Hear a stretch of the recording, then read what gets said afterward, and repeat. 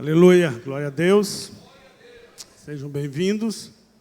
Você está conosco hoje à noite. Nós estamos numa série falando sobre experimentando os milagres de Deus. E quando a gente olha a palavra de Deus, lá em Mateus, Lucas, João, nós descobrimos que temos 35 milagres que Jesus fez. 35. 17 milagres é sobre cura. 9 é sobre o poder de Jesus na natureza. 6 é sobre expulsar demônios. E 3 é ressurreição. E quando João fala sobre isso, ele diz o seguinte: olha, Jesus fez muito mais milagres, mas não estão escritos. Os que estão escritos é para que creiam que Jesus é o Filho de Deus. E para que crendo tenhais vida em seu nome. E quando o Senhor Jesus falou sobre isso, ele diz: olha, tem uma promessa para os que creem. Ele diz o seguinte: ó, na verdade eu vos digo, aquele que crê em mim fará as mesmas obras que eu faço, e fará muito maior, porque eu vou para o Pai. Ele não está só falando sobre milagres, está falando também sobre o ministério do reino. E quando nós chegamos lá em Atos 5, nós encontramos Pedro curando pessoas. A sombra de Pedro curava pessoas. Quando nós chegamos em Atos 19, e eu queria colocar esse texto, Atos 19, 12, diz que lá em Éfeso, uma das cidades mais importantes da Europa da época, e de feitiçaria, diz que Paulo realizava milagres. Olha o que diz: de modo que até os lenços e aventais que Paulo usavam eram levados e colocados sobre os enfermos. E estes eram curados de suas doenças, e os espíritos malignos saíam deles. Amém? Glória a Deus. Desses 35 milagres que Jesus fez, eu escolhi um para ler com você nesta noite. Abra sua Bíblia em Mateus capítulo 8. E como é um costume nosso, vamos ficar em pé para lermos esta palavra. Se você está com o celular, abra no seu celular. Se você está com a sua Bíblia, e se você está sem Bíblia, vamos ler no Data Show. Mateus capítulo 8.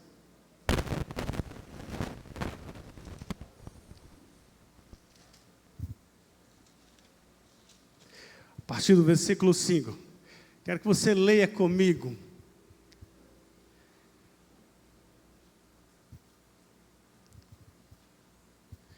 Olha o que diz: quando ele desceu do monte, grandes multidão o seguiram. Versículo 5. Versículo 5.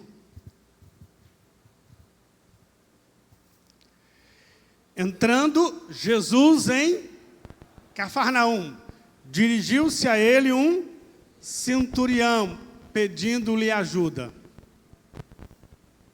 E disse: Senhor, o meu servo está em casa, paralítico, em terrível sofrimento. Jesus lhe disse: eu irei e vou curá-lo.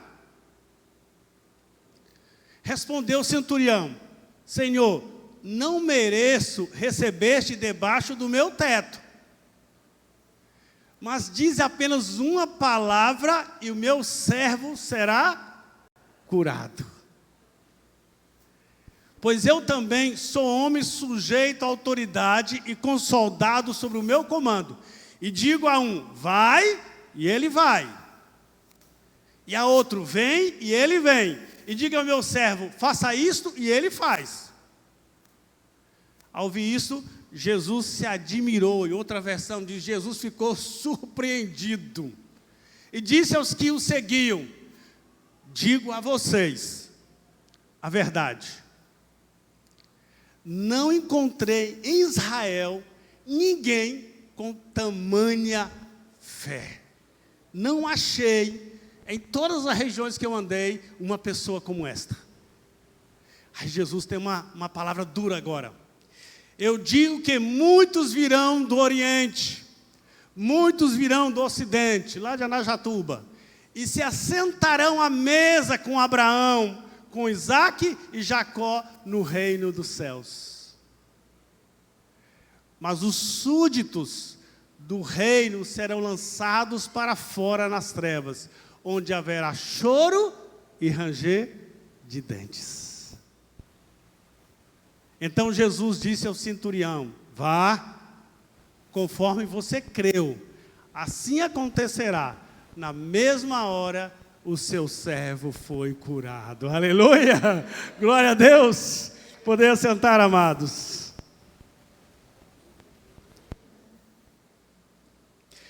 Jesus está nesta região da Galileia, realizando a profecia de Joel. Ele está começando a profetizar como Joel fez. Joel disse: eis que nos últimos dias derramarei o meu espírito sobre toda a carne. Os novos, os jovens e as moças profetizarão. Os velhos irão sonhar. Os jovens irão ter visão. E ele está falando isso sobre a profecia de Joel. E quando Jesus chega no templo, ele diz: lembre-se de Joel, pois aqui estou eu. Aquele que tem sede, venha e beba. Porque aquele que beber de mim, de fato, rios de água viva correrão no seu coração. E Jesus começa então a explicar isso. E ele disse: olha, isto vai acontecer depois que eu for glorificado. Então Mateus agora está dizendo, antes da glorificação, ele tem um ministério, ele tem a morte e a ressurreição e tem o Pentecostes. E Mateus agora vai descrever o ministério de Jesus. Veja na sua Bíblia, Mateus 4, 23. Aí diz que Jesus foi por toda a Galileia. Olha o que está dizendo o texto.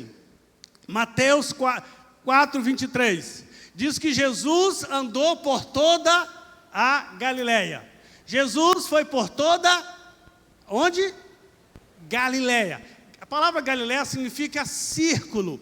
Havia 10 grandes cidades ao lado do mar da Galileia. Então era um grande círculo que circulava sobre essas cidades. E Galileia era uma cidade, era uma região muito importante. Ali ficava Itureia, Decápolis, várias regiões. E é interessante essa cidade, porque ali passava uma estrada muito importante que levava para Tiro, levava para Sidom, para Síria e chegava ao Egito. Galileia era um porto. E Galileia também, naquela região, tinha muito peixe. Muita gente pescava. Por isso que os primeiros discípulos de Jesus são pescadores. E eles salgavam aquele peixe e espalhavam por todos os lugares. Então Jesus disse: é aqui, nessas 10 cidades, que eu vou começar o ministério de cura e de libertação. Então Jesus foi para Galileia. E o que ele diz? Pregando o evangelho do reino de Deus. E o que mais? E curando o quê? Todas as enfermidades e moléstias que havia entre. A profecia está se cumprindo. E o texto então diz que após Jesus fazer isso, no capítulo 8, ele então sobe ao monte, prega, e agora ele desce do monte. E quando ele desce do monte, ele chega a Cafarnaum.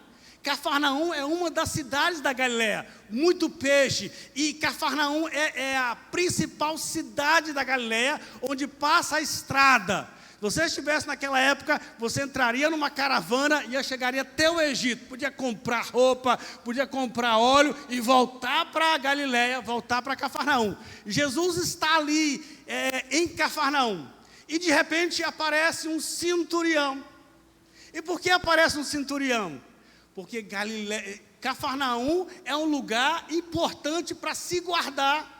Os romanos colocavam 6.000 soldados naquela região para guardar o porto, guardar as estradas, guardar o pescado e guardar o imposto que eles arrecadavam. Então, de repente, aparece um centurião. Ele não é judeu, ele não frequenta a sinagoga, ele não é circuncidado, ele é um gentio. Ele vem lá de Roma, 1.500 quilômetros de distância. Mas aquele centurião está ali também em Cafarnaum. E quando aquele centurião encontra Jesus, ele diz: Senhor, o meu servo, que eu muito gosto, que eu muito amo, está atormentado. Ele está paralítico, a doença está matando, massacrando ele. Eu preciso que o Senhor vá lá, cure o meu servo. Jesus disse prontamente: deixa comigo. Já desci, já preguei, já andei pela Galileia, agora eu vou lá curar o teu servo. E o centurião disse: não precisa. O senhor não precisa ir lá não. O senhor tem muita coisa para fazer. Basta uma palavra tua. Só o senhor dá um comando, só o senhor disser alguma palavra e meu servo será curado. Eu entendo disso, disse o centurião. Eu comando 100 homens. Eu tenho um batalhão. E esse batalhão é disciplinado, esse batalhão é organizado, esse batalhão entende de ordem, porque são soldados romanos. Eles passaram por uma escola militar. E quando eu digo vai, eles vão. E quando eu digo vem, eles vêm. E quando eu digo faço isso, eles fazem. O homem está dizendo: o Senhor é o Rei da Glória. O Senhor comanda os exércitos celestiais. O Senhor é aquele que comanda o reino invisível. Se o Senhor disser uma palavra, o meu servo será curado. Glória a Deus. Ele está dizendo: eu entendo sobre isso. E aí Jesus disse: olha, eu andei por toda a Galileia. Eu andei por todas as cidades, mas eu nunca encontrei um homem como esse. Eu não encontrei alguém com tamanha fé. Eu visitei a sinagoga, eu estive no templo, mas eu não achei pessoas com tamanha fé. Aí Jesus disse: é interessante, não é? Porque Cafarnaum é o lugar onde Jesus realiza mais milagres. Dos 35 milagres, 20 milagres foram realizados em Cafarnaum. E sabe o que Jesus falou sobre Cafarnaum? Ai de ti, Betsaida. Ai de ti, Corazim, ai de ti, Cafarnaum, que te levantas ante os céus, tu serás levadas ante o inferno. Porque se Sodoma tivesse realizado os milagres que aqui foram realizados, Sodoma teria se convertido e não teria se destruído. Jesus está dizendo: ai de vocês que são incrédulos. Jesus está se referindo a eles. Jesus disse: lá em Betânia, eu ressuscitei Lázaro. Sabe o que aconteceu? Eles ficaram com raiva de mim, porque são incrédulos. Cafarnaum é o lugar onde Jesus mais vai realizar milagres, mas é o lugar onde ele mais vai encontrar incrédulos. Lá em Nazaré também, o texto de Mateus 13 diz que Jesus não pôde realizar muitos milagres em Nazaré. Por quê? Porque eram incrédulos. Jesus foi para Nazaré dizendo: eu estou aqui para curar, para libertar, para exorcizar os demônios. Eles disseram: tu és filho de Maria, teu pai é José, teus irmãos, o Senhor não pode fazer nada. E aquilo limitou o poder do Senhor Jesus. Porque a incredulidade é o muro que impede Deus de agir e de realizar os seus grandes milagres. Nós ouvimos a semana que os cristãos da Europa estão abandonando as igrejas. Poucas igrejas estão sobrando na Europa. Eles estão abandonando a fé. É uma pós-cultura, pós-cristãos. Eles não querem mais igreja, eles não querem mais em Deus. Eles querem tecnologia, eles querem mídia, eles querem filosofia, eles querem qualquer coisa menos Deus. Mas o suicídio, o pânico, o medo, a angústia está tomando conta da Europa. Eu me lembro dessa ideia de incredulidade. E eu me lembro quando eu cheguei no seminário, eu cheguei com muita fé. Estava com 19 anos, muita fé. No terceiro ano, para o quarto ano, eu já estava envolvido com o marxismo. E eu estava apaixonado pela teologia de Leonardo Boff. E eu me juntei a um grupo de seminaristas, e a nossa crença principal era: Deus não existe. Nós éramos apaixonados pelo marxismo. Por isso que não gosto muito de política hoje em dia, porque eu já passei por isso. A história é cíclica, ela vai e vem, ele vai e vem o tempo todo. E nós estávamos apaixonados por Fidel Castro. Mas uma coisa nós tínhamos em comum: nós não acreditávamos mais no poder de Deus. Mas não era ateus, éramos seminaristas formando para ser pastores. Sabe o que Jesus está dizendo aqui? Ele está dizendo que os maiores incrédulos que ele conheceu dentro da igreja. Por isso ele está dizendo: muitos virão do Oriente, muitos virão do Ocidente, e sentarão à mesa com Moisés, com Isaac e com Jacó. Mas os súditos Isso quer dizer, os frequentadores da igreja não entrarão no reino do meu Deus. Por quê? Porque a igreja, os súditos religiosos estão cheios de gente que não acredita mais em Deus. Eu estava no seminário no 4º ano e era marxista, adorava Fidel Castro, adorava Marx, e junto com os meus amigos. E eu me lembro de um amigo chamado Walter, e ele me mandou uma carta, eu guardei essa carta. E ele dizia, ele era um dos teólogos melhores da nossa sala, ele dizia, eu não creio em Deus, eu não creio em Deus. E um dia desse, um tempo atrás, ele mandou uma carta dizendo, eu me sinto no mar cheio de tubarão, segurando a pequena tauba no meio do desespero. Sabe o que é isso? Falta de fé. A incredulidade e o ateísmo levou aquele rapaz do seminário para o medo, para o pânico e para o desespero. Os piores incrédulos estão dentro da igreja. Estão vendo os milagres, estão lendo a palavra de Deus.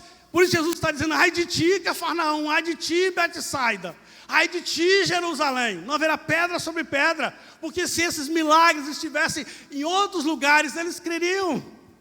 Eu me lembro de Tomé, quando Tomé chega, e Tomé não acredita na ressurreição, mas no outro dia ele está lá, e aí quando ele vê, Tomé se alegra, diz, bem-aventurado os que viram e creram. Jesus diz, nada disso, Tomé, bem-aventurados que não viram e creram. Bem-aventurado você, que não estava no sepulcro, não estava nos milagres em Cafarnaum, mas pela palavra diz, eu creio que Deus é todo poderoso, amém? Bem-aventurado você, que crê. É isso que Jesus está dizendo ali para Tomé.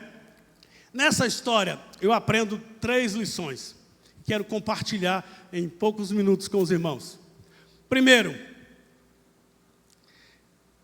lição, primeiro princípio. A fé é a convicção de fatos ou coisas que não vemos. É a certeza que Deus cumprirá todas as suas promessas. O centurião disse, eu reconheço que em Jesus habita toda a autoridade. Ele está dizendo que Jesus tem autoridade sobre a doença, sobre a moléstia, sobre os demônios, que em Jesus habita toda a autoridade. Ele está dizendo tudo que se move no céu, na terra, se move pelo poder de Deus. Ele está dizendo que no trono, é lá do trono que todas as coisas são controladas. E Jesus está no trono, segundo Apocalipse capítulo 5, controlando todas as coisas.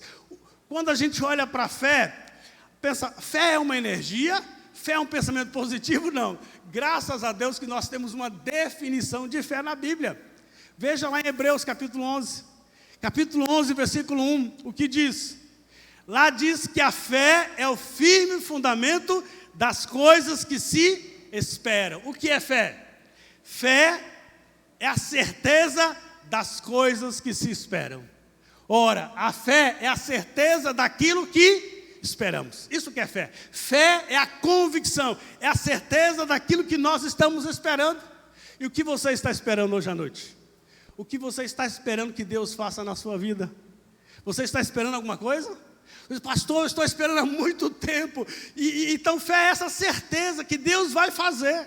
Fé é a certeza que você vai alcançar aquilo que Deus está prometendo. Mas o texto também diz que fé é a convicção de fatos que não se veem. A fé é a certeza. Deus vai cumprir todas as suas promessas que Ele fez para mim, amém? Isso é fé. Por isso que a fé tranquiliza o meu coração, a fé me dá tranquilidade. Fé é essa certeza de que Deus vai fazer todas as coisas. Uma das histórias para mim mais lindas da Bíblia é a história dos 5 pães e 2 peixes. De repente Jesus disse, dá comida para essa turma da Galileia. Tem gente da Pérea, da Ituré, de Decápolis, estão todos com fome. Jesus disse, quantos pães vocês têm? 5 pães e 2 peixes. Dá 3 sanduíches e sobra 2 pães. Jesus manda todo mundo sentar. E eu posso imaginar os discípulos perguntando, como é que nós vamos sentar se é mais de 5.000 homens, fora mulheres e crianças? E Jesus está dizendo, creia que o milagre vai acontecer, amém? Não é por vista, é pela fé. Esse homem está dizendo, eu não sei, mas eu creio que há um poder. O centurião está dizendo, basta uma palavra tua e tudo vai acontecer. Fé é certeza das coisas que se espera. Você está esperando algo de Deus? Creia, descanse o seu coração. Pela fé, você será vitorioso. Aleluia! A segunda definição, o segundo princípio que eu aprendo nessa história, o segundo princípio, é que no mundo visível e invisível, tudo ocorre pela autoridade da palavra de Deus. Senhor, dá uma palavra que tudo vai acontecer. Esse homem está dizendo, eu entendo do que acontece na questão da autoridade. No mundo natural, eu determino para um soldado e tudo acontece. Ele está dizendo, eu creio que Jesus é o rei do mundo invisível, do reino invisível. E nesse reino, Jesus tem autoridade para trazer à existência aquilo que não existe. Ele está dizendo, eu creio que toda substância do mundo invisível pode acontecer. Se o Senhor der uma ordem, a doença vai ser curada. Se o Senhor der uma ordem, o demônio vai se calar. Ele está dizendo, eu creio que no mundo invisível, quando o poder da palavra de Deus vem, as coisas acontecem. Parece que esse homem já tinha lido Gênesis 1. Porque Gênesis 1 fala sobre isso. Diz, no princípio criou Deus os céus e a terra. E a palavra diz, disse Deus, haja luz e houve luz. Disse Deus, haja, e Deus foi falando, e as coisas foram acontecendo. Quando Hebreus fala sobre fé, ele diz, Deus da substância do nada fez todas as coisas. Deus não tinha um planeta em algum lugar, algum cascalho, alguma terra sobrando, ele disse, eu vou reciclar tudo e vou fazer de novo, vou fazer a terra. O texto diz que do nada Deus fez todas as coisas, amém? Do nada, por quê? Porque a fé é esta capacidade de trazer à existência aquilo que não existe. Romanos capítulo 4 diz isso, Deus é poderoso para chamar à existência aquilo que não existe. Deus é poderoso para chamar à existência aquilo que não existe. E quando ele estava falando sobre isso, ele falou sobre Abraão. Ele disse, olha Abraão, olha a história de Abraão. E ele diz 3 coisas sobre Abraão. Ele diz que primeiro, Abraão creu contra a esperança. Ele disse, olha Abraão está crendo contra a esperança. A situação é impossível, a idade de Sara, a idade de Abraão, mas Abraão está crendo contra a esperança. E o que Abraão está fazendo? Abraão está alimentando a promessa. Alguém diz, Abraão, não vai dar certo. Alguma vizinha diz para Sara, olha, isso não vai acontecer. Algum incrédulo da rua de Sara, é impossível. Mas Abraão está alimentando aquela promessa. Ele está lutando contra a própria esperança. Abraão está dizendo, eu creio que tudo é possível. Paulo também diz que Abraão não só creu contra a esperança, mas ele não enfraqueceu a sua fé olhando para a circunstância. Ele não enfraqueceu a sua fé olhando para a circunstância. Ele está dizendo, olha, pare de dar atenção para incrédulos. Pare de dar atenção para o jornal que diz que a inflação está 13%, os juros estão altos, aquela empresa fechou, aquele negócio não vai dar certo, a rua grande vai fechar o comércio. E pare de olhar para isso. Alimente-se. Paulo está dizendo, Abraão pôs os olhos em Deus, na promessa que Deus fez, e o seu coração foi fortalecido. E a terceira coisa que diz que Abraão não olhou a dificuldade, ou Abraão não duvidou da promessa. Abraão diz, eu creio que Deus pode trazer à existência aquilo que não existe. Mesmo Sara com 99 anos. O Senhor Jesus, quando estava com os discípulos, ele fez um grande milagre. E os discípulos disseram, como é que é possível fazer isso? A figueira secou. E no outro dia eles viram a figueira secando. Jesus disse, olha, se vocês tiverem fé, eu digo a vocês. Mas ele não só disse aos discípulos, ele disse, qualquer um que tiver fé, pode dizer a este monte, saia daqui e te lança, e o monte vai ser lançado. Ele não está dizendo, só aqueles que são batizados na Igreja Batista Esperança e Vida. Só aqueles que já foram circuncidados. Qualquer um que tiver fé, pode dizer a este monte, te levanta e o monte vai acontecer. A segunda coisa que Jesus disse, olha, qualquer um que crê no seu coração e não duvidar. Qualquer um que falar a este monte com fé, isto vai acontecer. Porque este Deus é o Deus que traz à existência aquilo que não existe. Porque com o coração se crê e com a boca se confessa para a justiça. Aleluia! Deus traz à existência. Jesus é a palavra de Deus, o verbo de Deus que se fez carne. E tudo que se fez por Ele. E este Deus é poderoso para fazer todas as coisas, mesmo aquelas que parecem ser impossíveis, porque Ele traz à existência aquilo que não existe. E o centurião está dizendo: eu creio, se o Senhor disser uma palavra, meu servo está a muitos quilômetros, mas uma palavra vai trazer à existência a saúde daquilo que não existe. E Jesus disse: vai. E naquele mesmo momento, aquele homem foi curado. Aleluia! A terceira e última lição que eu aprendo aqui